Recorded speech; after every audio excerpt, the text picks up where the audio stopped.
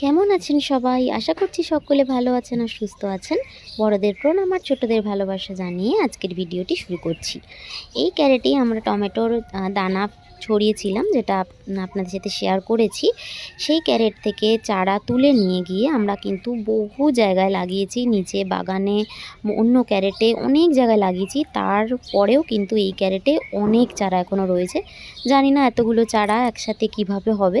গাছগুলোতে ফুল কিন্তু চলে এসেছে, আর অন্যান্য ক্যারেটে যে চারাগুলো লাগিয়েছিলাম সেগুলোর কন্ডিশন কিন্তু খুবই ভালো, খুবই হেলদি। এইগুলোতেও কিন্তু ফুল ফুটতে শুরু করে দিয়েছে, প্রচুর ফুল এসছে টমেটো গাছগুলোতে।